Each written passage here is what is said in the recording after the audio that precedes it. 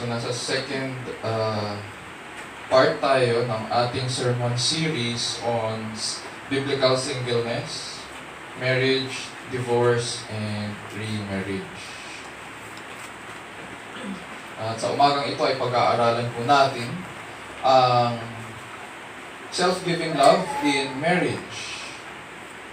Hayaan nyo naman pong basahin ko ang ating passage. This time naman po sa Tagalog.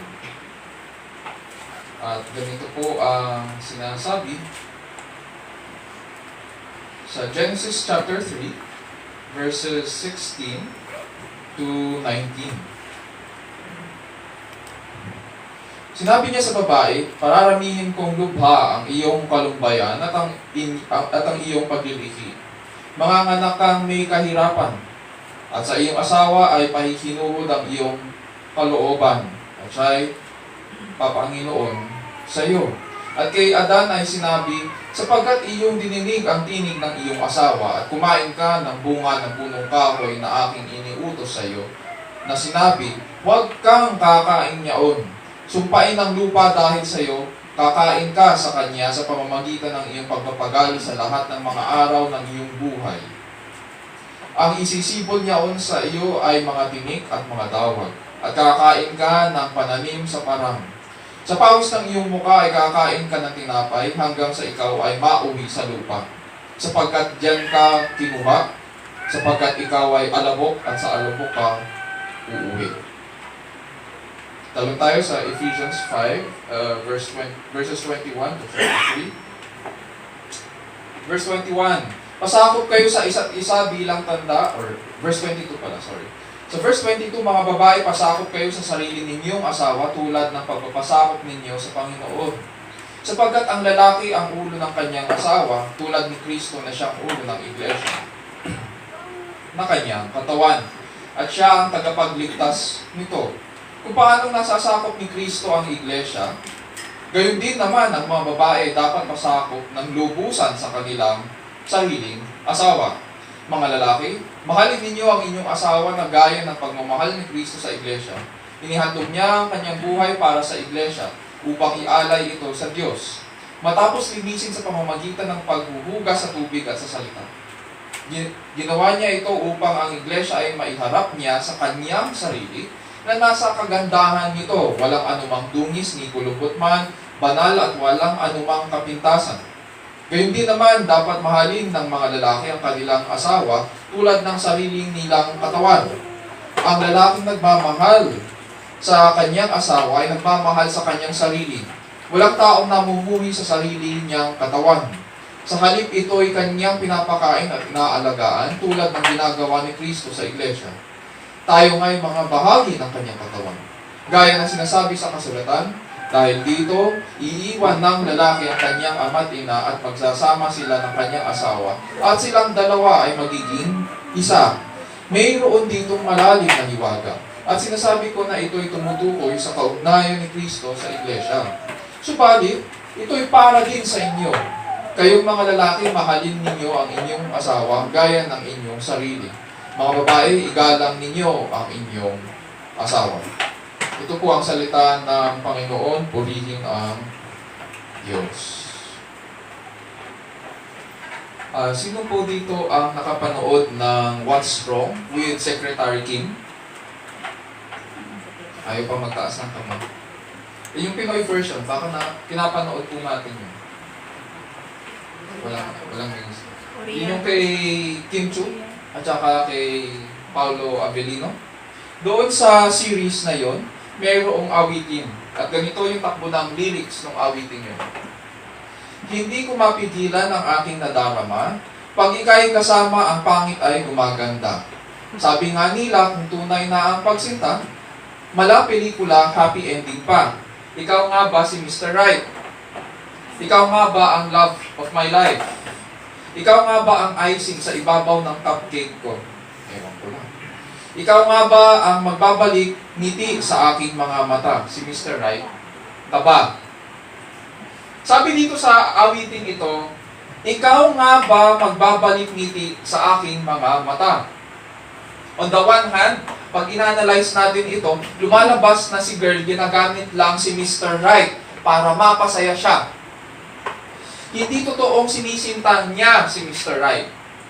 O kung mahanap man niya yon, iibigin ba niya? Hindi totoo yon. Kasi base dito sa awiting ito, ginagamit lang niya si Mr. Right para maramdaman niya muli yung kasiyahan na hinahanap-hanap niya.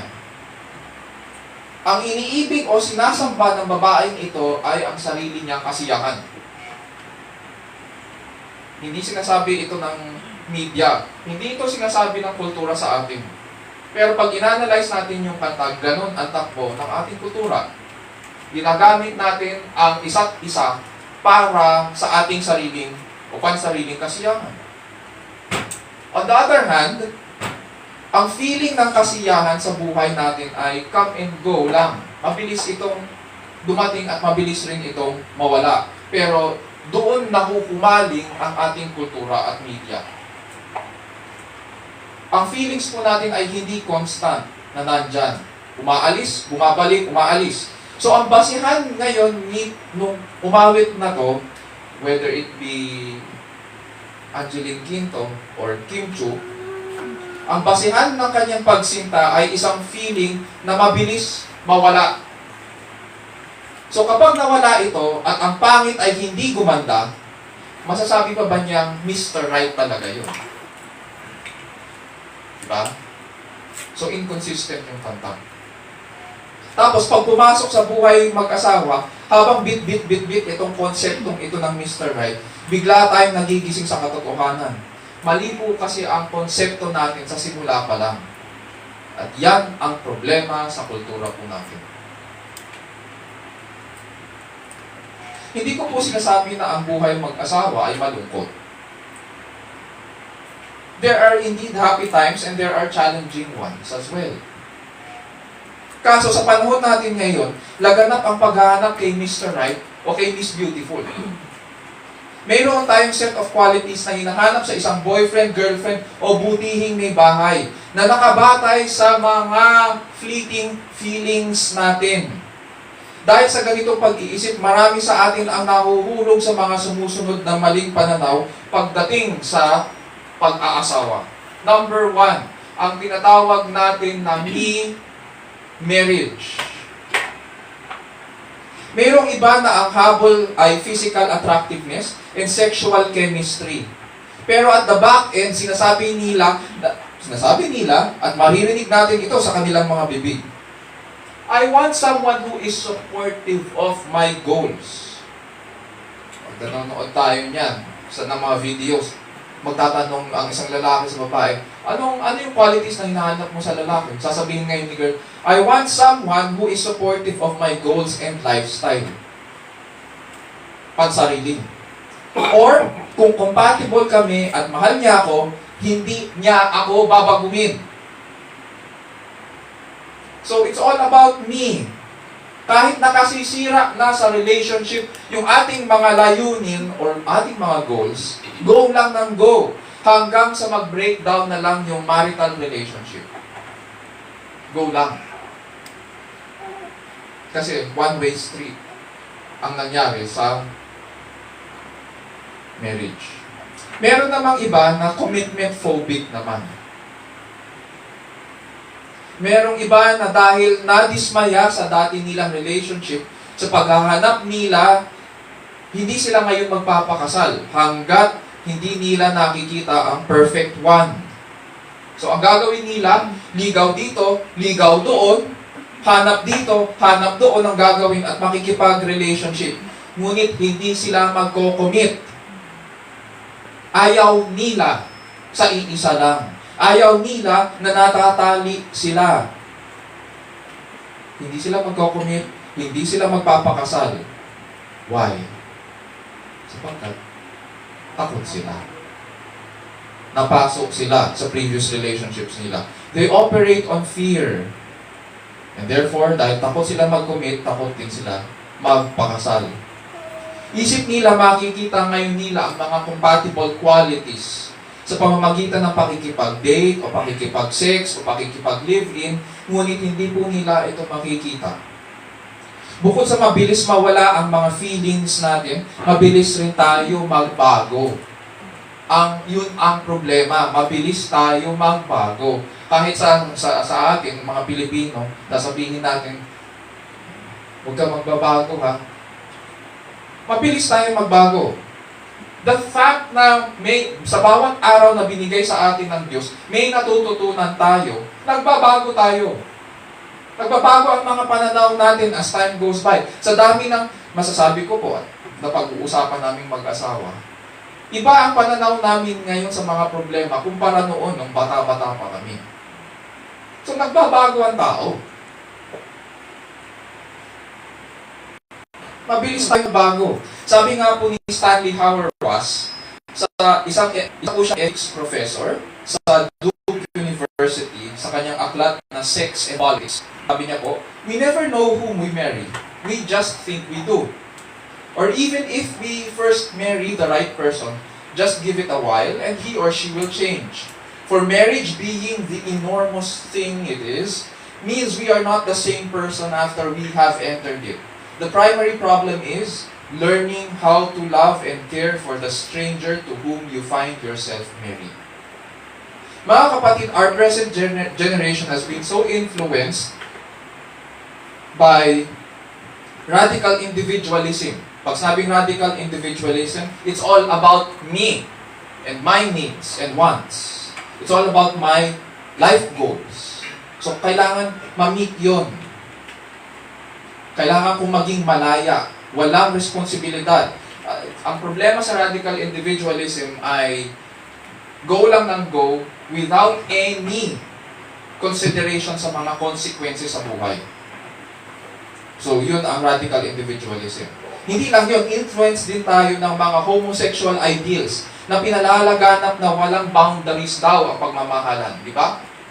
Love is love daw. O talaga, love is love. Whatever that means. Para sa kanila daw, walang boundaries. So, sabi nila, love knows no bounds or love is love. Pero kung madumi ba ang tubig, water is water. Iinumin mo ba yun? There's no such thing as walang boundaries. Hindi lang yon. Influence din tayo ng feminist agenda. Napilit na nakikipagkumpetensya sa mga lalaki. Maririnig natin yan. Kaya kong gawin rin ang ginagawa ng mga lalaki. O hindi ko kailangan ng lalaki sa buhay ko, pero pag akyat ng LRT at malaman nila na puno, sasabihin sa mga lalaki, wala bang magpapaupo dyan. Bakit hindi kayo nagpapaupo galit na galit? Gusto mo lang equality, gusto mo lang feminism O di, tumayo ka dyan, katulad rin ng mga kalalaki na. Hindi.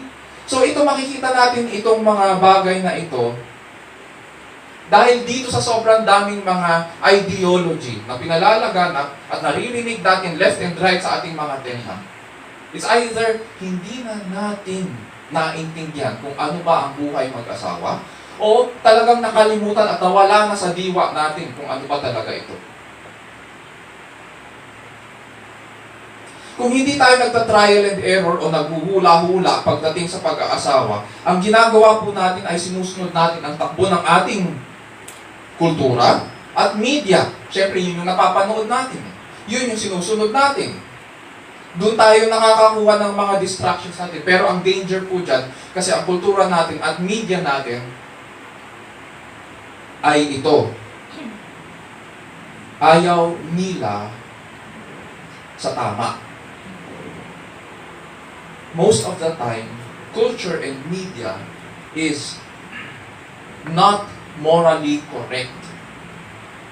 Sapagkat ang sinusunod nila ay ang layaw ng karamihan. And therefore, lalabas ngayon na dahil sinusunod nila ang layaw ng karamihan, it does not follow na porke 2024 na o dahil yan ang ginagawa ng karamihan, that makes it correct. Does not follow.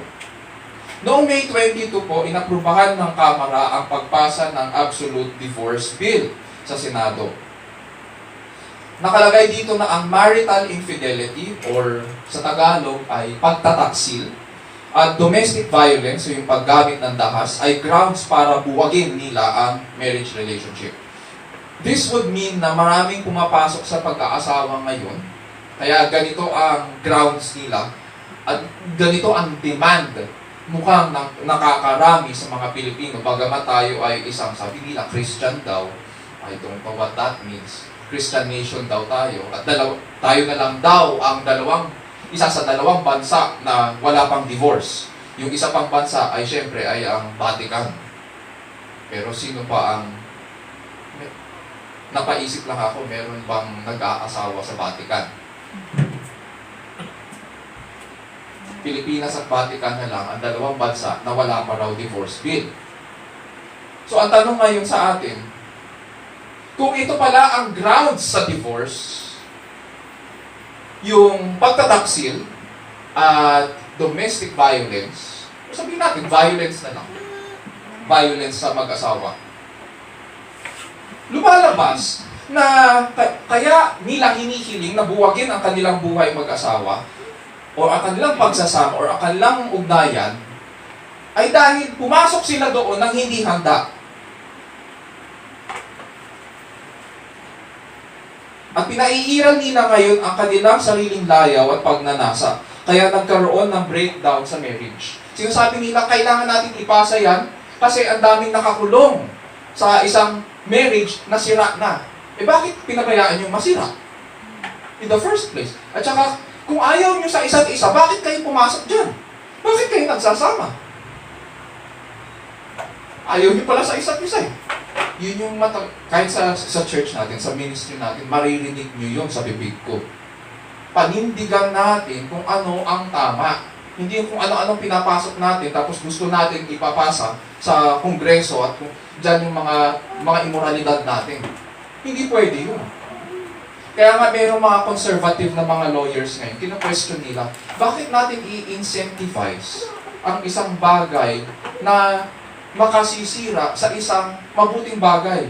Kung ang pag-aasawa ay pagpapala mula sa Diyos, bakit natin i-incentivize ngayon ang government para buwagin ang isang mabuting bagay? Bakit natin i-incentivize ang people of the Philippines para sirain ang isang mabuting bagay? I agree. Ngayon, mapapaisip tayo, dahil ganito masalimuot na ang usapin tungkol sa marriage at saka sa divorce, bakit tayo humantong sa ganito? Anong nangyari? Bakit ganito ang sinapit ng isang bagay kung napakaganda pala ng marriage? Sa isipan ng Diyos at ang intention niya ay para sa ikabubuti ng sangkatauhan. Bakit ganito ang sinapit ng bagay na ito? At kung ito pala ay para sa kasiyahan natin, bakit nangyari ito? Kung tatanungin natin ang banal na kasulatan, ang isasagot po sa atin ng salita ng Diyos ay ito. Matagal na po itong problema. Matagal na itong problema. Hindi sa marriage. Sa atin. Hindi problema ito ng Diyos. Hindi ito problema ng kanyang pagpapala sa atin. Tayo po ang may problema. Silipin lang po natin sa Genesis 3:16-19. Buksan natin ang ating mga Bibles. Doon sa ating text. At ganito po ang sinasabi. To the woman, he said, I will greatly multiply your pain in childbirth. In pain you will bring forth children. Yet your desire will be for your husband, and he will rule over you. Then to Adam he said, because you have listened to the voice of your wife, and have eaten from the tree, about which I commanded you, saying, you shall not eat from it. Cursed is the ground because of you. In toil you will eat of it all the days of your life. Both thorns and thistles it shall grow for you, and you will eat the plants of the field. By the sweat of your face you will eat bread, till you return to the ground, because from it you were taken, for you are dust, and to dust you shall return. Ang sumulat po ng aklat ng Genesis hanggang Deuteronomy ay si Moises. At dito sa ating aklat sa first book of the Bible, pinapaliwanag dito ni Moises kung ano ang nangyari pagkatapos mahulog ang tao sa kasalanan. Unang-una dito sa verse 16, makikita natin ang sumpa sa babae. To the woman, he said, I will greatly multiply your pain in childbirth. In pain you will bring forth children. yet your desire will be for your husband and he will rule over you. Ang panganganak po ay hindi sumpa sa babae. Ang panganganak ay pagpapala. Ang sumpa dyan sa kasalanan ay yung pain in childbirth. Yung mararanasan ng babae. Makita natin dito na ang dating masaya at fulfilling na role ng babae sa panganganak. Dahil nga blessing ito sa Panginoon. Sabi nga sa Genesis 1:28, be fruitful and multiply and fill the earth. Diba? Ngayon, hirap ang daranasin at sakit ang titiisin. Therefore, hindi na tulad ng dati. Simula ng sawayin nila ang Diyos, hindi na tulad ng dati. Hindi na tulad ng dati. Nanaisin ng babae ngayon ang dati, pero hindi niya ito mararanasan. Hindi ito darating sa kanya. At ngayon, ang gagawin niya, sa paghangad niya, bubunton niya ngayon ang kanyang frustration sa kanyang asawa. Sabi dyan sa Genesis chapter 3, ano daw sinasabi? Your desire will be for your husband and he will rule over you. Nanaisin ng babae na agawin ang autoridad sa kanyang asawa. Which is, ganito ang ginagawa ngayon ng mga radical feminists. Diba? Susupilin nila ang leadership na binigay ng Diyos sa kanyang asawang lalaki. And therefore, sa kanyang kasalanan naman ngayon, ang lalaki hindi magdadalawang isip na gamitin ang kanyang kapangyarihan para ibalik ang babae sa kanyang kinalalagyan. So, gagamit siya ngayon ng dahas. Sabi dyan, he will rule over you. Sa original language, itong salitang, your desire will be for your husband and he will rule over you, ay violent ang language na ginamit. Ang babae, ipilitin na agawin ang leadership ng lalaki sa kanyang kasalanan, at ang lalaki naman ay gagamit ng dahas para ilagay siya sa kanyang lugar. Para ibalik siya sa kanyang kinalalagyan. Tingnan naman natin ang sumpa sa lalaki. Sa verses 17 to 19, ganito po sinasabi ng Diyos kay Adan. Because you have listened to the voice of your wife and have eaten from the tree about which I commanded you, saying, you shall not eat from it. Cursed is the ground because of you. In toil you will eat of it all the days of your life. Both thorns and thistles it shall grow for you, and you will eat the plants of the field. By the sweat of your face you will eat bread, and you will eat the plants of the field. By the sweat of your face you will eat bread till you return to the ground, because from it you were taken. For you are dust, and to dust you shall return. Imbis na mabuhay sila, ang lalaki ngayon ay kailangan maghanap buhay. Noong una, bago sila magkasala, sinabi ko po last week, si Adan po, binigyan ng Diyos ng tungkulin na alagaan ang hardin. So, gugupit-gupit lang siya. Hindi naman sinabi ng Diyos kay Adan na, patubuin mo yan. Itanim mo yan, patubuin mo yan, at alagaan mo ang hardin. Hindi naman siya sinabi na ganun. Sabi niya, alagaan mo lang. Bakit? Kasi Diyos ang nagpapatubo. Diyos ang nagbibigay bunga. So, kailangan lang alagaan at ingatan ni Adan ang hardin. Madali ang buhay niya bago pumasok ang kasalanan, bago nila suwayin ng Diyos. At ngayon, pagkatapos ng kanilang disobedience, sabi ng Diyos, imbis na mabuhay sila, kailangan ng lalaki na maghanap buhay. Sapagkat dahan-dahan na silang mamamatay. So kahit anong hirap ni Adan sa pagbubungkal ng lupa, hindi na ito susunod sa kanya. Hindi ito susunod sa kanya dahil sa kanyang kasalanan. Ano sabi dyan? Dawag at tinik ang isusukli nito sa kanya. Kaya nga pilit na ngayon, aagawin ng babae ang tungkulin ng lalaki. Bakit? Kasi sa kahit anong gawin ng lalaki, hindi sapat ang kanyang iuuwi. Hirap man ng lalaki sa paghahanap buhay, syempre hindi magiging sapat yun. At ngayon, ang babae, ang gagawin, aagawin niya ang leadership sa lalaki. Imbis na tulungan ng babae ang kanyang asawa, di ba siya nga yung helpmate eh. Imbis na tulungan ng lalaki, anong gagawin niya? Sisisihin niya ito at mas pipiliin na i-dominate ang lalaki. Hindi na sila magkaintindihan. Hindi lang ito, dapat sana mula sa lupa kukunin ng lalaki ang lahat ng kanilang kakainin at kapwa sila masisiyahan sa Panginoon at sa isa't isa. Ngunit dahil pumasok po ang kamatayan, ang lupang pinagkukunan nila ngayon ng kanilang ikinabubuhay, ang siya namang bubuka at lululun sa kanila pagdating ng araw. Ang dating pinagmumulan ng kanyang ikinabubuhay ay ngayon larawan ng kanyang pagrebelde sa Diyos at ng kanilang maiksing buhay. Di na tulad ng dati.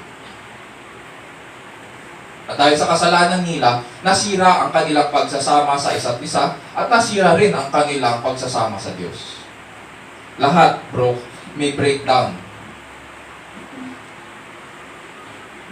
Ngayon, sinasabi po natin na ang pag-aasawa ay kaloob ng Diyos sa buong sangkatauhan. Hindi lamang sa mga Kristiyano, hindi lamang sa nakakakilala sa Diyos, kundi bigay ng Diyos sa buong sangkatauhan. At totoo ito. Ngunit paano magsasama ng maayos sa pag-asawa kung sinira nga ng kasalanan ang kanilang pagsasama? Paano sila magsasama? Hindi naman po ibig sabihin na nagbakasal kayo mawawala na agad ang kasalanan. Walang nagtuturo ng ganon at definitely hindi ako nagtuturo ng ganon. In other words, hindi magiging madali ang buhay mag-asawa. Magbabanggaan at magbabanggaan yan dahil sa kanilang kasalanan. Ang isa pang problema ay kung magsasama man sila, paano sila tatagal? Kung ang intention pala ng Diyos na ang pag-aasawa ay isang lifetime blessing sa sangkatauhan, paano sila ngayon magsasama? Kung sira ang ugnayan din nila sa Diyos. Dahil Diyos ang nagdisenyo ng pag-aasawa, nararapat lang na pinapatnubayan niya ang mag-isang laman. Pero kung sira ang kaugnayan dahil sa kasalanan, saan kukuha ngayon ang tao ng gabay at karunungan? Saan siya ngayon kukuha ng basbas at biyaya para magpatuloy kung ang kinatatayuan ng mag-asawa ay sumpa ng kasalanan? Kung sila ay sinumpa.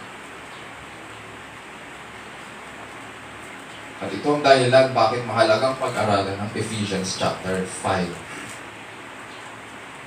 Dahil sa mga tanong na ito. In the previous weeks, pinag-aralan po natin ang blueprint ng Diyos. Alam naman natin, pag sabi blueprint, disenyo yan. Konsepto yan. At yan dapat ang sinusunod kapag nagtatayo ka ng isang gusali. At ganun din dito. Bago ka pumasok sa buhay mag-asawa, may binigay ng blueprint ang Diyos. Hindi natin kailangang hulaan. May blueprint siya para sa maayos na pagsasama ng mag-asawa at kung paano iiwas sa mga kasalanan na makasisira sa maayos na pagsasama. Sa pagkakataong ito, pag-aaralan naman po natin ang kagandahan at kahulugan ng pag-aasawa pagkatapos magkasala ng tao. Yun naman ang pag-aaralan natin. Sa umagang ito, panalangin ko po na sa ating pag-aaral ay makilala natin ang Diyos bilang manlilikha ng mga mabubuting bagay. Nawa, matutunan natin panghawakan ang kanyang salita sa pagpapatibay ng pagsasama ng mga mag-asawa upang makilala natin ang ating Panginoon bilang kasiyahan ng ating kaluluwa sa harapan ng Diyos, sa ilalim ng kapangyarihan ng Diyos at para po sa kalwalhatian ng ating dakilang Diyos. Sa umagang ito, ganito ang magiging tanong natin sa Scriptures. Ano-ano ang mga katangian na kailangan para alagaan at ingatan ang pagsasama ng mag-asawa? Ano-ano ang mga katangian na kailangan para alagaan at ingatan ang pagsasama ng mag-asawa? What are the qualities required to maintain this union of one flesh? What are the qualities required to maintain this union of one flesh? Ang Ephesians chapter 5 verses 22 to 33 ay ang pinakamahabang turo ni Apostol Pablo ukol sa buhay mag-asawa. If not, it is the longest in the Bible. Dito sa Ephesus, itong mga Ephesian Christians, kung saan nakatira ang mga Ephesian Christians, ang City of Ephesus ay isa sa mga mahalagang commercial centers noong panahon nila sa Asia Minor. Ang Asia Minor ay nasa Turkey ngayon. Ito ay Turkey sa panahon natin. At noong kapanahunan nila Roman Empire, noong kapanahunan nila noong Roman Empire, ito po ay isang important commercial center. And the Apostle Paul is writing to the evangelical community in Ephesus dahil malala po ang problema ng church. May problema po ang kanilang iglesia. Dahil nagdala po sila ng mga bagahe sa loob ng church. Meron silang natutunan sa dati nilang buhay nung sila'y pagano pa. Meron silang mga kultura na dinala nila sa loob ng church. At napabayaan ito. This went unchecked. Pag binasa natin ang Ephesians 5, yung simula ng chapter 5, makikita po natin, nagsimula si Apostol Pablo doon sa be not drunk with wine, but be continually filled with the Holy Spirit. Ang problema doon sa church na yon, that men were abusing alcohol. Hindi malayo sa panahon natin ngayon. Diba? Hindi naman pinagbabawal ang pag-inom eh. Although alam ko merong mga pastor na pinagbabawal yun. Pero hindi pinagbabawal, sasabihin ko po sa inyo, hindi pinagbabawal ng Bible ang pag-inom ng wine. There is no blessing, uulitin ko, there is no blessing in prohibiting the drinking of wine. Kasi maging ang wine galing sa Panginoon. Ang binagbabawal ay yung pag-abuso nito. Ang hinahanap mo ay yung pagkalasing na nagmumula sa over-drinking. Anything that is over ay kasalanan. Maging ang pagkain. Overeating is a sin. Ang tawag dyan, gluttony. Yung mga nagmumukbang ngayon, sin yun. Kasalanan yun. Ayaw lang nila tawagin na ganun.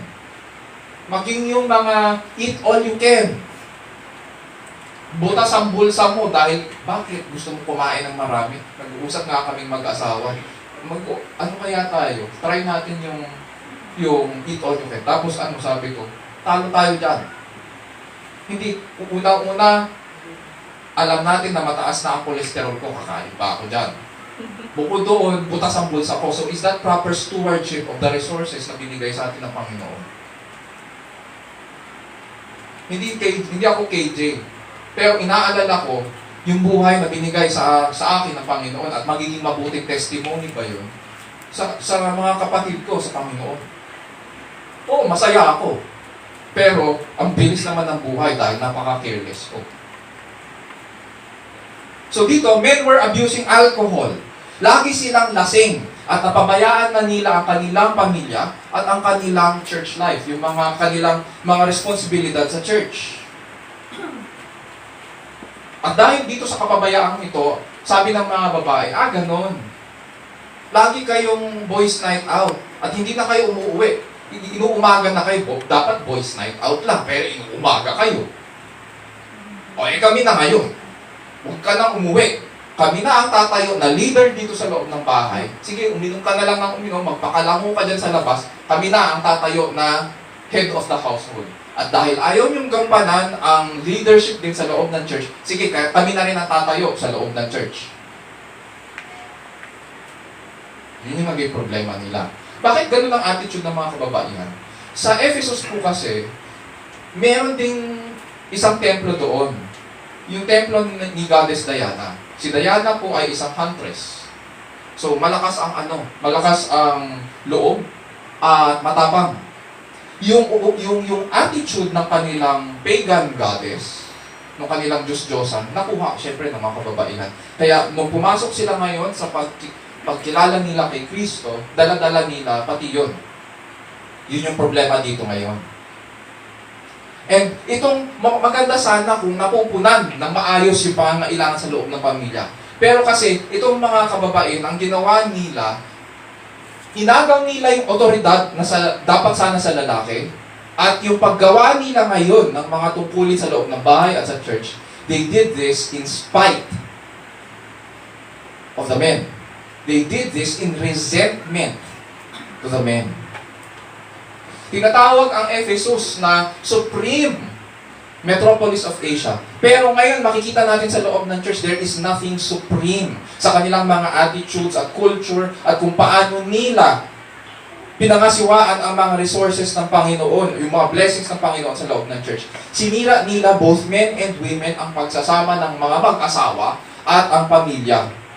Ngayon, sumusulat si Apostol Pablo para tulungan silang ayusin ang kanilang pamumuhay sa harapan ng Diyos at kanilang pamilya. Punta tayo sa verses 22 to 24 ng Ephesians chapter 5. They are expected, because they are Christians, kailangang umayos sila sa harapan ng Panginoon. Verse 22 hanggang 24. Sabi ni Apostol Pablo, wives, inuna niya yung mga babae. Minsan naiisip ko, bakit kaya inuna ni Apostol Pablo yung wife? Kasi lasing na yung lalaki. Unahin muna kung sino yung matino mag-isip. Pero sa akin lang yun. Walang sinasabi ang mga scholars tungkol doon. Wives, sabi niya, be subject to your own husbands as to the Lord. For the husband is the head of the wife, as Christ also is the head of the church, he himself being the Savior of the body. But as the church is subject to Christ, so also the wives ought to be to their husbands in everything. Dito sa verses 22 to 24, binibigay ni Apostol Pablo ang tungkulin ng mga asawang babae sa kanilang asawang lalaki. So, ang tanong natin kanina, ano ba yung mga katangian para mapanatili natin ang maayos na pagsasama ng mag-asawa? So, ano ang katangian ng kababaihan? Ano ang katangian ng kalalakihan para maging maayos ang pagsasama nila? Ano pwedeng gawin? Una, tingnan natin. Sabi dito, God's word commands, wives, be subject to your own husbands. Ang salitang pagpapasakop po, or be subject, or to submit sa ibang versions ng Bible, ay military term. Lahat sa atin, especially sa mga lalaki na dumaan sa ROTC, meron tayong principle na sinusunod. Obey first before you complain, or obey first before complaining. Pag sinabing magpa-submit ka o magpasakop ka, ang intention ay magpakababa sa isang mas mataas, sa may tungkulin, at sumunod, dahil yun yung kaayusan ng sistema. Mayroong sistema, may kaayusan ang sistema. Kaya ka nagpapasakop dahil nais mong maging maayos ang sistema. Sa makatuwid, may kaayusan din na nilagay ang Panginoon sa buhay mag-asawa o sa pag-aasawa. At ganito dapat ang attitude ng mga kababaihan. Hindi lamang ito inuutos na gawin, kundi ito rin ay attitude. Kailangan ang mga kababaihan ay magpasakop sa kanilang mga asawa. Kaso sa panahon po natin ngayon, napapansin ko po sa mga babae, especially pag pinag-uusapan ang passage na ito, imbis na ayusin ang kanilang attitude, mas nauunang tanungin ang exceptions sa pagpapasakop o exceptions doon sa principle. Tulad ng ganitong mga tanong, mga kababaihan ngayon. Aminin nyo na, dapat ba akong sumunod kung inuutusan ako ng asawa ko na magtulak ng droga? Aba, sino ano ba ang sagot dyan? Di ba? O dapat ba akong magpasakop kung ang asawa ko ay nambubugbog kapag lasing at inuutusan akong magkasala? O dapat ba akong sumunod sa aking asawa kung ayaw niya kami na mag-church? Sa akin, yung mga ganyang klaseng tanong at paulit-ulit yan na naririnig ko sa mga kababaihan. Ganito, baliktarin natin. Bago po natin pag-usapan ang mga exceptions to the principle. Kasi exceptions yan eh. Yung violence against women, yung violence na ginagawa, kasalanan niya ng lalaki. Ang sinasabi dito ni Apostol Pablo kung ano yung ikaaayos. So ano dapat na gawin ng babae para maayos ang pagsasama? Hindi yung ang iniisip natin kapag may nangyaring masama sa akin, ano dapat kong gawin? Hindi. Ayusin muna. Ayusin muna. So, para maayos ito, kailangan isipin muna natin kung ano yung mas makakabuti sa kaluluwa ng mga kababaihan. Mas makabubuti sa kaluluwa ninyo na tanungin ang inyong mga sarili, hindi naman kasi ang babae. So, tanungin tanungin natin ang ating mga sarili kung unang-una, bago sa exceptions to the rule or exceptions to the principle, tanungin muna natin ang ating mga sarili. Mga kababaeng nakausap ko, hindi mga lalaki. Mga babae, tanungin natin ang ating mga sarili, nagpapasakop ba ako sa aking asawa?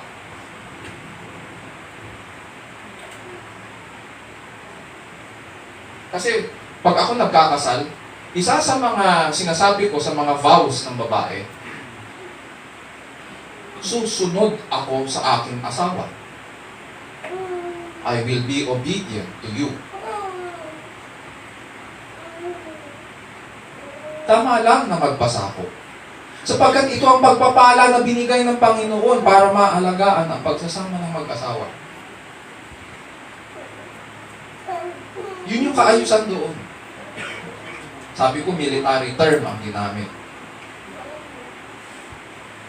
Hindi ka pwedeng tanong ng tanong.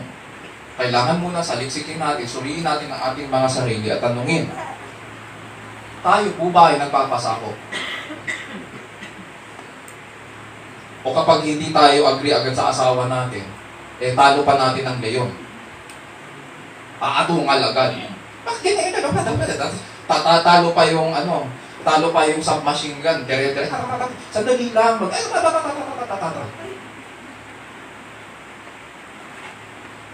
Wala na. Hindi na mahahanapan ng solusyon. Paano daw magpapasakop ang mga babae? Sabi niya dyan. Sabi ng verse, as to the Lord. As to the Lord. Be subject to your own husbands as to the Lord. Hindi siya papasakop sa ibang lalaki, kundi sa kanyang asawang lalaki lang. Tulad ng pagpapasakop niya sa Panginoon. And then pagkatapos niya sabihin na, dahil ikaw ay nakakakilala sa Panginoong Hesukristo at sumusunod ka kay Hesukristo, tulad ng pagpapasakop mo sa Panginoong Hesukristo, magpasakop ka sa iyong asawa. Ganito ngayon ang isang halimbawa ng pagpapasakop. Dalawa, sa verses 23 to 24.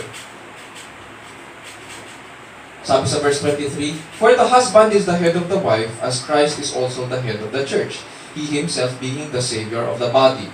Mayroon po tayo kasing maling kaisipan o maling konsepto ng male headship. Kausap ko pa rin mga babae ha. Mamaya natin, mga lalaki, mamaya natin pag-uusapan yung tungkulin natin. May mali tayong konsepto ng male headship. Pag iniisip natin male headship, ang pumapasok sa ating isipan ay yung lalaking masungit na masungit. Pagpasok sa pintuan, tapos utos ng utos at pag nagtanong tayo, wala tayong karapatan na magtanong, wala tayong karapatan na i-challenge yung sinasabi niya. At kapag may pinag-uusapan, wala rin tayong karapatan na mag-contribute sa discussion. Hindi po ganyan ang male headship sa Bible. Hindi ganyan ang konsepto dito sa scriptures. Ang headship ay may kinalaman sa pagiging tagapagligtas ng lalaki. Sabi dyan, husband is the head of the wife. Ano daw? Saan hinahalin tulad? As Christ is also the head of the church, He Himself being the Savior of the body. Ang mapapansin natin, ang role ng lalaki sa marriage ay tulad ng ginawa ni Kristo sa kanyang iglesia. Si Kristo ay tagapagligtas, ganun din ang lalaki. Ang tingin sa kanya ng scriptures, ang tingin sa kanya ng Panginoon sa lalaki, ay tagapagligtas. Nagbibigay buhay para mabuhay ang kanilang pagsasama at para bigyang buhay din ang kanyang asawang babae. May kinalaman ito sa paglilingkod ng lalaki. So that he is the protector of her life, the life of his wife. He works for her interest and welfare. Hindi siya nagwo-work para sa interest ng parents niya. Hindi siya nagwo-work para sa interest ng mga kapatid niya. He works only for the interests of his wife. Kaya ngayon, ang babae magpapasakop sa kanyang asawang lalaki. Mali po ang konsepto natin. Napapasok po tayo sa buhay mag-asawa. Sa panahon natin ngayon, madalas natin naririnig yan. Nakikita ko sa TV yan hanggang ngayon. Nagpapatuloy itong konsepto na papasok ka sa buhay mag-asawa pero nakatali ka sa magulang mo. Nakatali ka sa mga kapatid mo. Ang dami sa ating mga Pinoy, naisip natin na kaya nating pagsabayin. Feeling natin superhero tayo. Pero more often than not, lumalaki at lumalala lang yung problema dahil ayaw nating bigyan ng prioridad ang ating kaisang laman. Sinisira natin ang sistema na nilagay ng Panginoon. Mamaya, pag-uusapan pa natin yan, yung nakatali, katulad ng may kakilala kami. Kesyo, siya yung panganay, matanda na yung magulang, so, nung magpapakasal sila, malaman-laman namin na yung panganay na, yung magiging asawa niya, siya pala yung mag-aalaga sa magulang niya. At siya rin yung nag-aalaga sa kanyang bunsong kapatid. Bagamat, meron pa silang isang kapatid, yung kapatid na yun, wala na, hindi na maasahan. Bakit ganun? Sinisira natin yung sistema na nilagay ng Panginoon. Recipe for disaster yun. Punta tayo sa verse 24. But as the church is subject to Christ, ayan, illustration number 2. As the church is subject to Christ, so also the wives ought to be to their husbands in everything. Sasabihin ng iba, may mga narinig akong mga liberal. Yung everything dyan ay hindi everything. Sandali lang. Dahil sa paglilingkod ng lalaki, dahil sa kanyang pagtataguyod, dahil sa kanyang pag-alaga at pag-ingat, dapat ngayon pasakop ang asawang babae sa kanyang lingkod. Sa lahat ng bagay. Bakit? Kasi natanggap niya ang pagpapala mula sa Panginoon na ipinasa sa lalaki, ang lalaki naman ipinasa sa kanyang asawa. Bakit hindi ka magpapasakop kung ganun kabuti ang sistema ng Diyos? Sa pagiging Savior and Provider and Protector ng lalaki, nakaangkla ang pagpapasakop in everything ng asawang babae. Lubos daw silang magpapasakop sa kanilang mga asawa na gumaganap ng mga God-glorifying roles. So, saan kukunin ng kababaihan ng example? Sabi dyan, tulad ng pagpapasakop ng church kay Kristo. As the church is subject to Christ. So, women, you are commanded to take your example in how the church submits to Christ.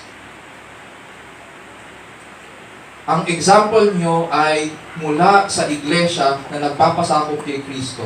Therefore, you can trust your husbands and be subject to them in everything, especially when they fulfill their headship as Savior and working in the best interest of your marital relationship. Oo nga naman. Kung ang asawang lalaki ay sinabi sa iyo na, hindi, sa iyo lang ako. Kung kailangan akong papiliin sa lahat ng bagay sa buhay ko, ikaw ang priority ko. Ang babae ba, magre-reklamo ba? Magre-reklamo pa ba kayo? At sinabi niya, I devote myself to you. Ikaw ang priority ko. Ikaw ang bubuhayin ko. Ikaw ang iingatan ko. Ikaw ang aalagaan ko. Till death do us part. For long as we both shall live. Magre-reklamo pa ba ang babae? Pero it seems, dito kay Apostol Pablo, kailangan niyang sabihin ang obvious. Bakit? Kasi maging ang kababaihan dito sa Ephesus ay nalihis na rin. Dahil sa galit nila sa kanilang mga asawang lalaki. Yun lang. Yun lang ang tungkulin ng mga babae. And yet, sa panahon natin ngayon, mas maraming reklamo ang mga babae. Mas maraming, Pastor, bakit? Kung ganito ginawa ng asawa ko, ganyan. Mas marami silang tanong, mas marami silang complaint. Pero yun lang yung gagawin. Walang pinagkaiba sa nangyari sa Eden. Sabi ng Panginoon, maaari kayong kumain sa lahat ng ubasan dito, lahat ng punong kahoy na nandito. Pero dito lang, sa isa-isang puno dito na nasa gitna ng hardin, huwag kayong kakain. Pero anong ginawa ng babae? Doon pa siya pumunta, kinausap yung ahas. Doon din pumitas. Yung pinaka-obvious, paulit-ulit ang kasalanan ng babae hanggang sa panahon nito. Hindi ko sinasabi walang kasalanan ng lalaki. Pero gusto kong makita nyo na hindi kayo ang malinis.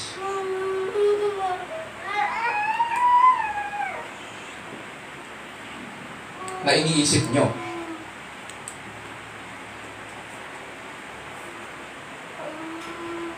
Yun lang. Yun lang ang tungkulin ng babae. Punta tayo sa kalalakihan.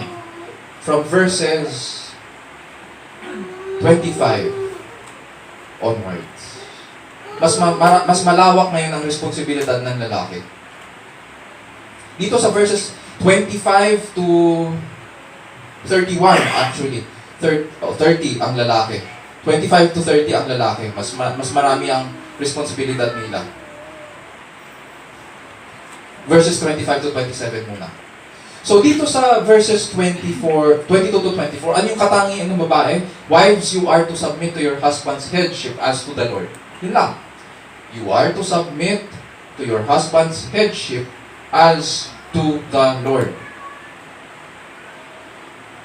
Pero kailangan natin bantayan yun, mga lalaki. As to the Lord. Hindi pwede tayo ang pagmumulan ng kanilang katitisuran. We are to encourage them to submit as to the Lord. Punta tayo ngayon, husbands.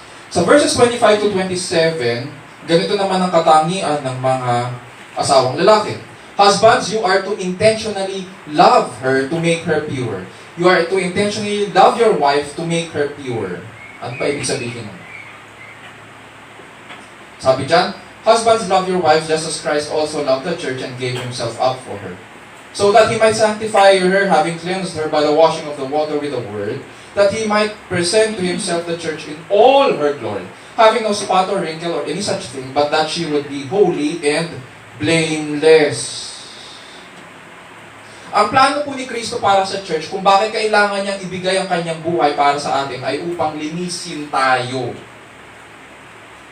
Kasi nga, nagkasala tayo since Genesis chapter 3. So, nararapat lang napakabanalin tayo sa harapan ng Diyos at para sa kanyang sarili. Kailangan ipresenta niya tayo sa kanyang sarili na walang pahid, walang dumi, walang kulubot. Doon sa isang Tagalog version. Walang kulubot at maganda. Laging maganda sa kanyang pagbabalik. And so, itong bride ni Kristo, itong church, is beautiful all because of the bridegroom. Ang salitang ginamit dito ay sanctify or to make holy, to make clean. At ginawa ito ni Kristo sa church sa pamamagitan ng kanyang salita. Sabi diyan, having cleansed her by the washing of water with the word. Ano ngayon ang implication dito sa mga lalaki? Makinig ng mabuti. God's word tells us na ang mabuting pagsasama sa pag-aasawa ay makikita sa pag-ibig ni Kristo sa kanyang iglesia. And so, ngayon, ang cue natin, we take our example from Christ Himself. Paano niya minahal ang iglesia? So, kukunin natin ngayon ang kanyang halimbawa. At sa pagsasamang ito, makikita natin kung paano pinagaganda ni Kristo ang kanyang bride, the church. Sabi diyan, He gave Himself up for her by dying on the cross. And number 2, so that He might sanctify her, having cleansed her, or nilinis niya ang iglesyang ito. Ibig sabihin, maging ang iglesia ay marumi. Okay? Kaya kailangang linisin.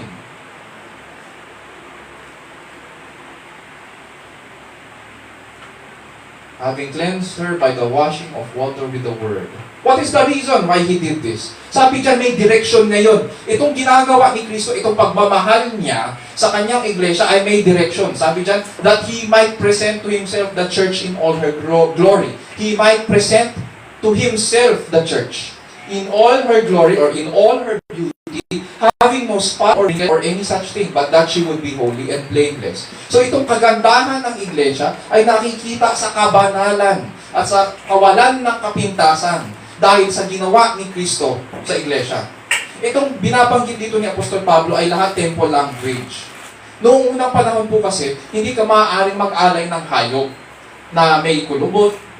Hindi ka pwedeng magdala ng hayop at iaalay mo, ihahandog mo, may 5 paa, 2 buntot, 1 mata. Hindi pwede yon. Kailangan malinis ito.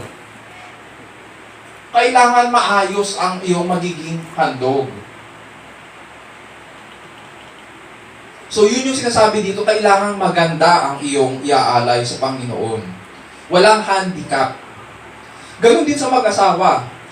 Husbands, your wife is beautiful to behold, all because of your faithfulness to Christ. Dahil tapat ka kay Kristo, maganda ang iyong asawa. Ang mga descriptive words na ginamit sa Tagalog ay marilag, walang bahid o dungis, banal at walang kapintasan. Ang problema kasi sa atin, sa mga lalaki naman, ang isip natin, ang kagandahan, pag nakakita tayo, ang katawan niyan ay Coke ano? Ano tawag ito? Coke ano? Coke sino?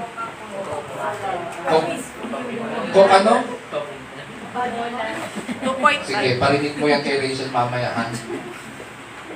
Coke in can, ha? Sige. Coke in can. O, yung iba, Coke litro. Ganun ang tingin natin sa kagandahan. Kailangan may kurba. While I do not deny na yun yung nakita ni Adan at yun yung nagustuhan ni Adan kay Eva. Pero kasi beauty is more than that. Sinasabi ng media sa atin at saka ng kultura, beauty is in the eye of the beholder, yung beauty nasa kalooban natin. What does that mean? Ang sinasabi dito ni Apostol Pablo, husbands, ikaw ang magpapaganda sa iyong asawa dahil sa iyong katapatan kay Kristo. So, sino nagpapaganda sa babae? Ang babae ngayon, pilit na nagpapapansin sa mga lalaki. Maganda ng paganda, palaki ng palaki, adjust ng adjust dito, kung ano-ano ina-adjust. Simpleng-simple dito sa scripture at napakaganda. Sino nagpapaganda sa mga asawa? Yung mga lalaki. Paano ginaganda ang kanilang asawa sa kanilang mga mata? Sa pamamagitan ng kanilang katapatan kay Kristo. Ganun din, parang katulad sa mga babae, as to the Lord. Yung mga lalaki, as to the Lord rin. Pero hindi ganun ang pagkakagamit na lingwahe ni Pablo. Sabi niya, love your wives just as Christ also loved the church and gave Himself up for her. At ang ginamit niyang salita, yung paglilinis, yung pagiging marilag, walang bahid o dungis, walang pulubot, banal at walang kapintasan. Dapat ganun ang tingin ng mga lalaki sa kanilang asawang babae. Napakaganda. Pero ang problema kaya nga sinasabi ko, ang pag-asawa ay napakaganda sa mata ng Panginoon, pero tayo yung may problema. Ang problema yung mata natin. Ang problema yung kalooban natin. Wala sa Panginoon, wala sa pagpapala niya yung problema, tayo. Husbands, ganito ang magiging larawan ng iyong paglilingkod sa Diyos at pagmamahal sa iyong asawa. God's Word commands you to love your wife in such a way na ang inyong pagsasama ay maging pahayag ng pagbibigay buhay ni Kristo at paglilinis niya sa ating kasalanan. And that is why we are saviors and protectors in a way. Ang gagamitin natin ngayon para maging kaaya-aya ang ating asawa at maging dalisay siya sa ating mga mata, ay ano? Ano daw ang gagamitin? Ang salita ng Diyos. Sabi dyan, that He might sanctify her. How? Having cleansed her by the washing of water with the Word. The Word. Tulad ni Kristo na binigay ang buhay niya para sa church, ganun din tayo magiging exclusive at tapat sa ating kaisang laman.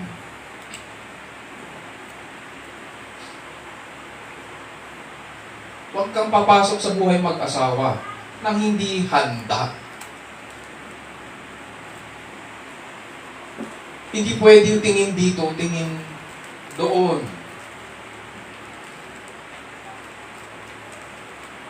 Kailangan manatili kang tapat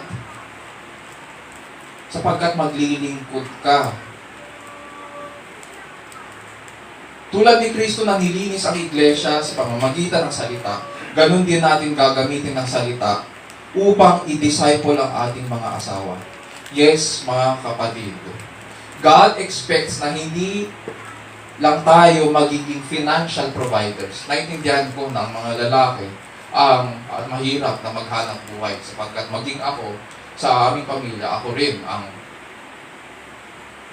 may headship role. Ngunit the Bible expects more. God expects more from us. Ine-expect tayo na maging disciplers din ng ating asawa.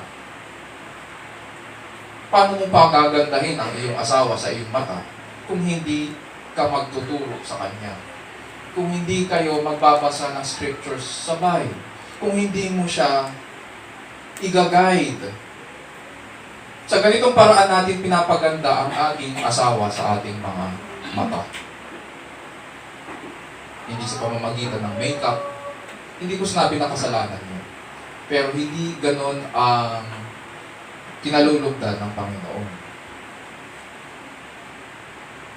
Hindi sa pamamagitan ng mga Coke and can.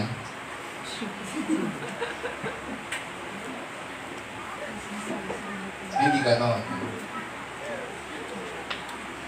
Kundi sa pamamagitan ng pag-disciple, paggabay, tulad ng pagpatnubay sa atin ng Panginoon, ganun natin gagabayan ang ating asawa.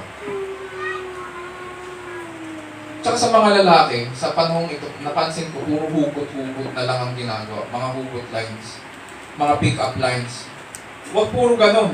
Alamin rin natin ang salita ng ating pinakapangulo, si Jesucristo, upang ma-disciple natin ang ating pamilya sa Panginoon. Huwag natin silang dadalhin sa mga sinful situations upang madungisan sila. Yun yung sinasabi ko sa kanina. Mag-iingat ang mga lalaki kung saan natin dinadala ang ating mga asawa. Hindi ko sinasabi na yung physical lang na dadalhin sa patay sindi. Hindi yun. Kundi sa mga sitwasyon na alanganin, na alam natin na masasaktan sila, na matitisod sila dahil sa ating mga kasalanan. Na madudungisan sila. O mag-iisip sila ng masama laban sa atin. Huwag natin sila dadalhin sa mga ganong sitwasyon.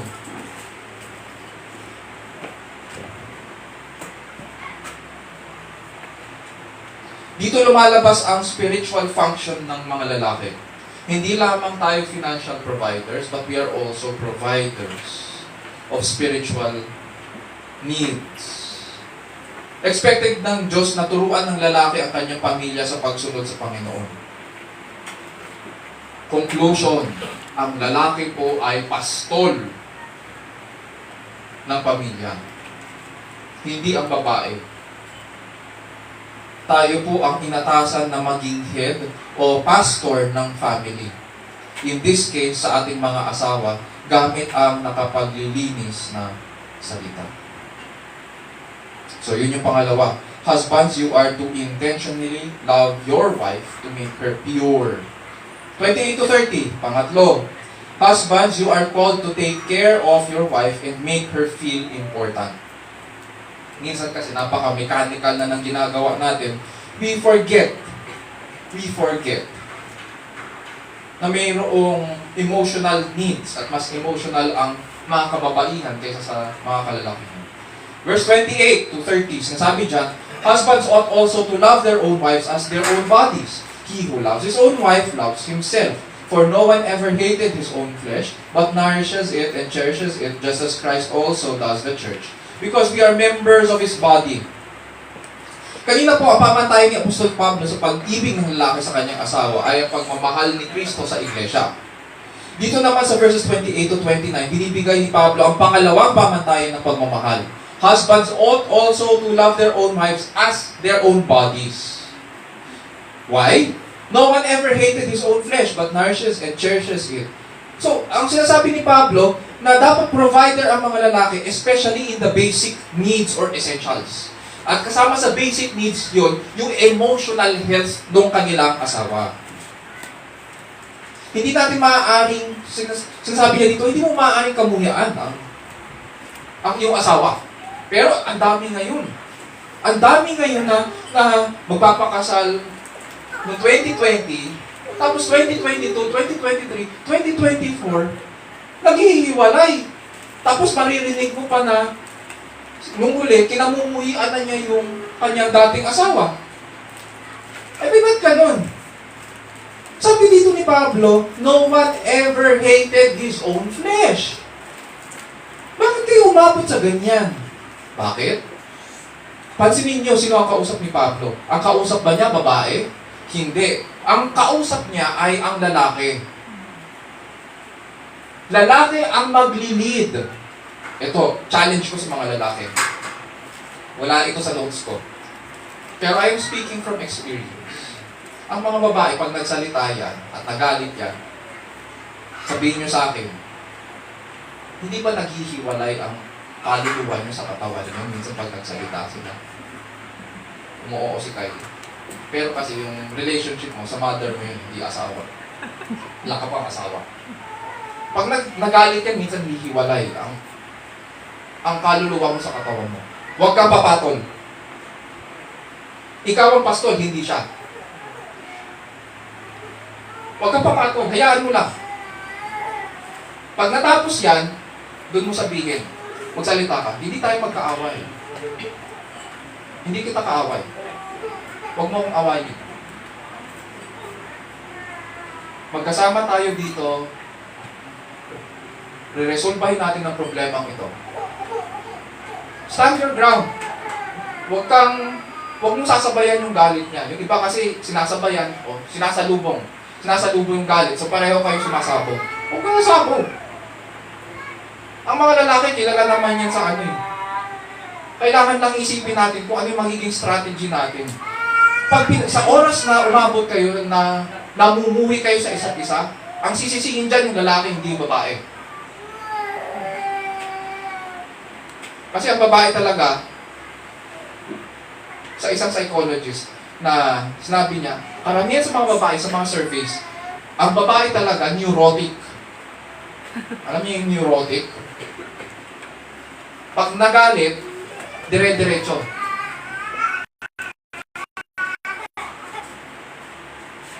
So, ang lalaki, huwag kayong kakagat, huwag kayong papatol. Hayaan nyo lang. Kadalasan kasi gusto natin matapos na. So, ang ginagawa natin, pinapatulan natin. So, ano pinagkaiba niyan doon sa sumpa sa Genesis chapter 3 na sinabi ng Diyos kay Adan, ano na, binabalik mo siya sa kanyang lugar. Hindi ba paggamit yun ng dahas? Sumigaw siya, sinigawan mo rin. So, ano na? Diba? So, paano ngayon na-achieve itong sinasabi dito? Na huwag mong kamumuhian ang sarili mong laman.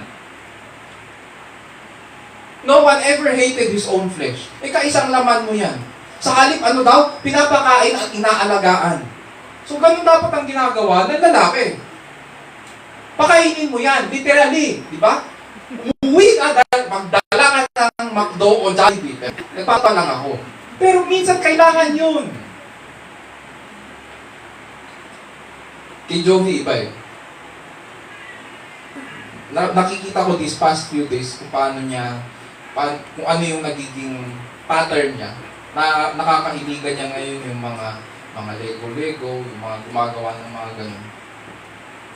Yun yung hilig niya ngayon. So, ang mga lalaki, discover nyo rin.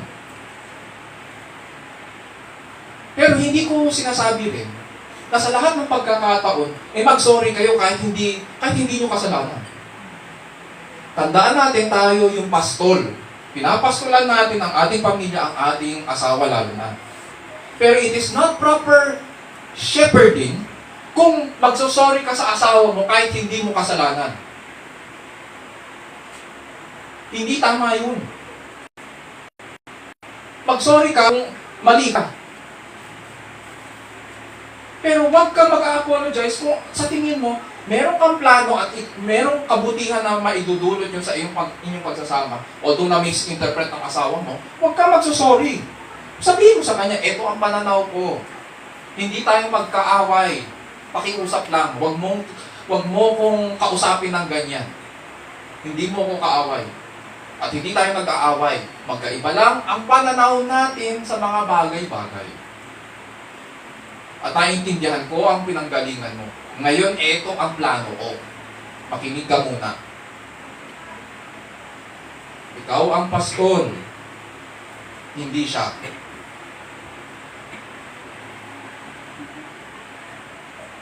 Para akong feeling ko parang marriage counseling tayo.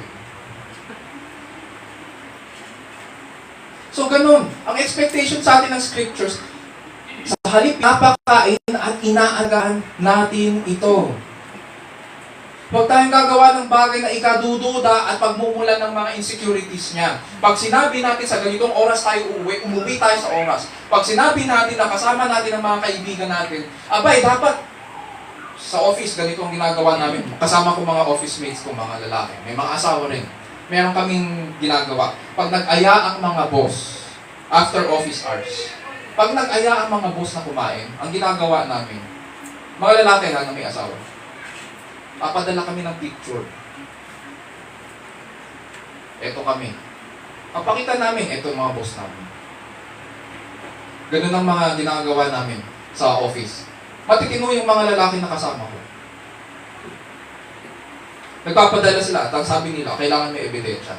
Bakit kailangan merong ganun? Hindi dahil may problema sa trust. Hindi dahil may trust issues.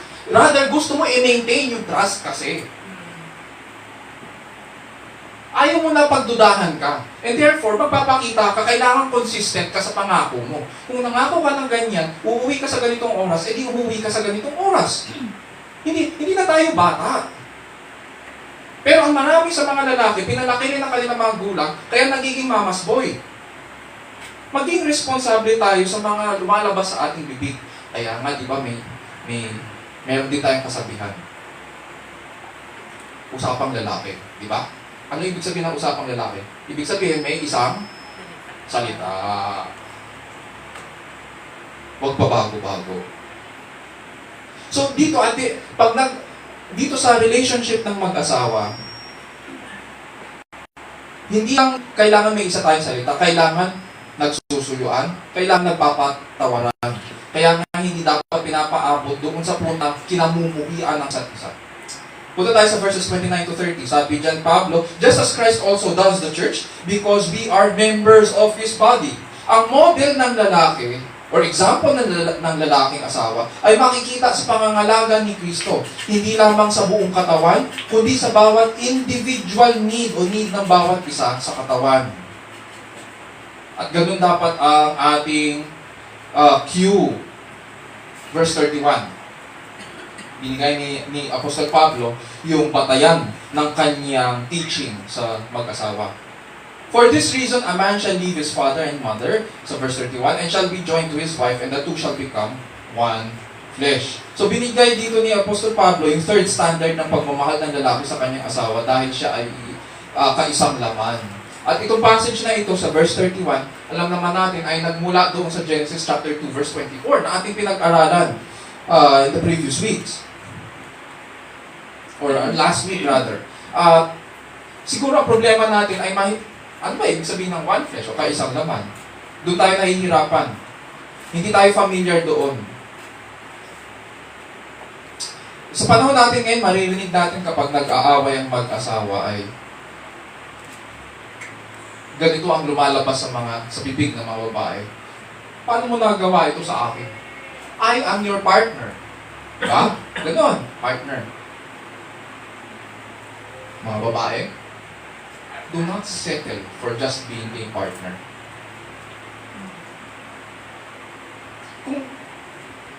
Kung kayo ay asawa, kaisang laman kayo. Maaaring sa marriage contract, partner kayo. Ngunit sa mata ng Diyos, hindi kayo basta partner lang. Isang laman kayo. Marriage is about being or becoming one flesh. Ano ba ibig sabihin ng isang laman? Dati kayong dalawa, may kanya-kanyang buhay, kanya-kanyang mga layunin at hangarin, kanya-kanyang mga kasiyahan. Ngunit sa pag-aasawa, kailangan iwan ng lalaki ang kanyang magulang at magsama na sila ng kanyang kaisang laman. Ngayon sa mata ng Diyos, sa harapan ng Diyos, isang katawan na kayo. Priority nyo ang isa't isa at ang paglago ng bawat isa. Hindi kayo basta partner lang. Hindi yan partnership lang. Ang tingin ng mga liberal, partner kayo, equal kayo. Sa mata ng Diyos, hindi yan issue. Kung asawa mo yan, kaya nga yun ang problema sa pag-live-in. Minsan, ito tatapatin ko kayo, church ha. Minsan magka-counsel tayo. Pero hindi ko alam kung anong ibibigay ng counsel. O hindi namin alam ni Jovi ang ibibigay namin counsel. Kasi ang problema nyo, problemang mag-asawa. Pero at the foundational level, hindi kayo mag-asawa. So anong ibibigay na counsel sa problema nyo? Mahirap kaya yun. Kaya nga, ini-encourage natin, dahil nakakakilala ko kayo kay Kristo, harapin nyo ang problema at itama yan. Itama yan. Para matanggal yung problemang yan. Kasi hindi matatanggal, hindi matatanggal yan kung hindi natin bubunutin yan. Kailangan at the foundational level ma-address ang issue. Mag-asawa ba kayo sa harapan ng Diyos o hindi? Hindi pwedeng lumalabas kayo sa Facebook, ganito, to my hubby. Huwag naman tayo naglolokohan. To my wifey. Huwag naman kayo mag-asawa. Huwag tayo naglolokohan. Humarap tayo sa Diyos, humarap tayo sa tao, at sabihin natin ang ating mga pangako at tuparin yun. Para matawag kayo, asawa. Sabi ko nga last week, mahalaga ang katotohanan. Why? Because it is the truth that shall set you free. Marami sa mga buhay, sa mga problema ngayon ng mga may relationships, yung problema nila, problema ng mag-asawa. Pero, hindi naman dapat sana. Hindi naman dapat sana. So, para ma-resolve yun, itama natin ang mga ginawa nating pagkakamali. Itama natin.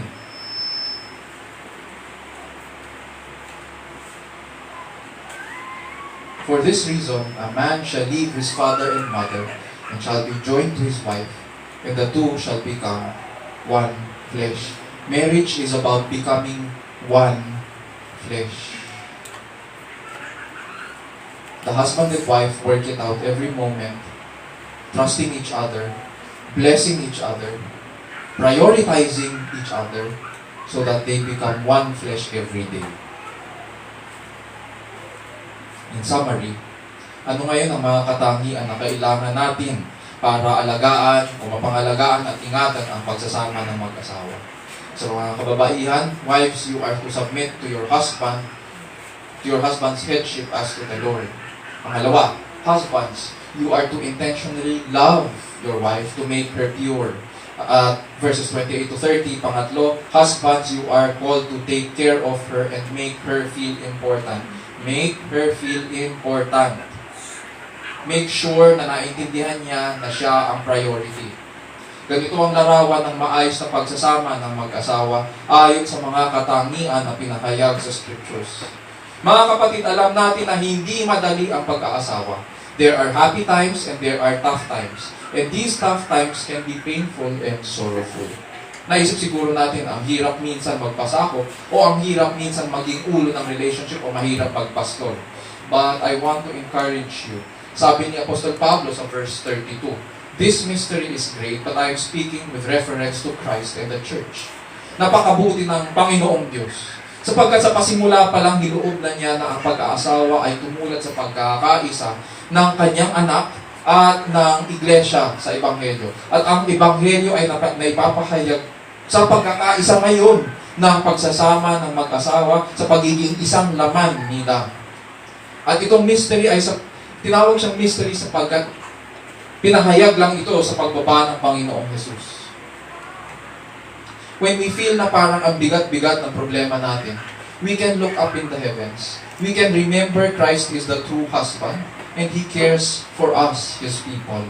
On the cross, He gave His life for you and me so that we might have life and experience nourishment and security in Him. Mga kaibigan at kapatid, ganito dapat ang pagmamahalan ng mag-asawang Kristiyano. Verse 33, nevertheless, each individual among you also is to love his own wife, even as himself. And the wife must see to it that she respects her husband. So husbands, love your own wives. Wives, paano nyo mamahalin ang inyong asawang lalaki? Respect them. Respect. Uunahin natin ang ating ang needs ng ating kaisang laman ahead of our own. Our husbands need our respect. Our wives need our love and understanding. Sapagkat ang maayos na pagsasama ng mag-asawa ang nagsasaksi sa biyaya ng Panginoon sa atin at pagbibigay ng kanyang sarili para sa atin. Isa puso natin ang mga bagay na ito at iukod po natin ang ating sarili sa Panginoon. Tayo muna natin.